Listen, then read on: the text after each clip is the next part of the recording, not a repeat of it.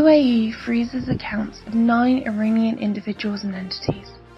The UAE Securities and Commodities Authority has ordered companies to identify and freeze the accounts and assets of 9 Iranian individuals and entities the United Arab Emirates has placed on its list of entities and individuals it identifies as terrorists and terrorist organizations, according to national news agency WAM.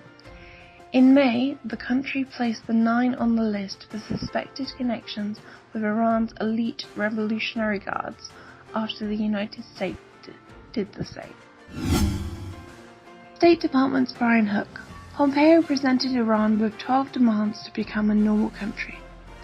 State Department Director of Policy Planning Brian Hook held a news briefing to discuss diplomatic efforts with Iran. He said, "It has been almost 2 months since President Trump announced our withdrawal from the Iran deal, and a little over 1 month since Secretary Pompeo laid out a roadmap for achieving a better deal. The Secretary outlined a clear and compelling vision for a better future for the Iranian people." Iran trying to develop weapons of mass destruction.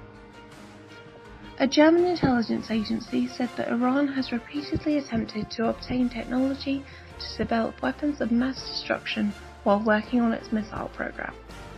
The Office for the Protection of the Constitution in the state of North Rhine-Westphalia, a regional intelligence agency, said in its annual report for 2017, "In North Rhine-Westphalia, as well as nationwide, there has been an increased activity of the so-called Quds, the intelligence agency which is a special unit of Iran's Revolutionary Guards, and has its own intelligence department, security services and counterintelligence."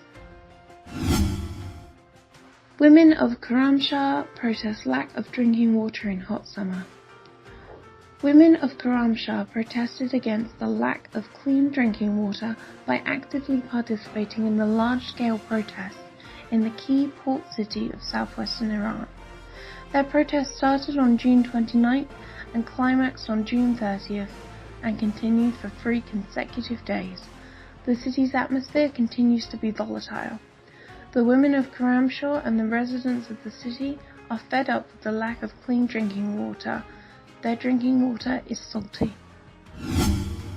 Iran's credit institution investors staged protests in Rasht demanding return of their deposits. On Tuesday, July 3rd, the looted investors of the Caspian Credit Institute launched a protest against the looting of their property and demanded the return of their deposits from the institute in Rasht. The angry protesters chanted, "Leave Syria, think of us," and "What did the hands behind the curtain do with our money?" The protesters confronted the security guards of the institute building as one of the angry women in the gathering told the police officer, "You protect the thief."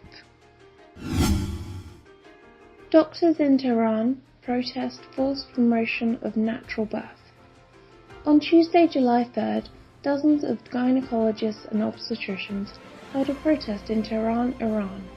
These doctors gathered in protest against the non-clinical guidelines for the mandatory extension of normal delivery in front of the Iran Medical Council building on Northern Kaka Street in Tehran.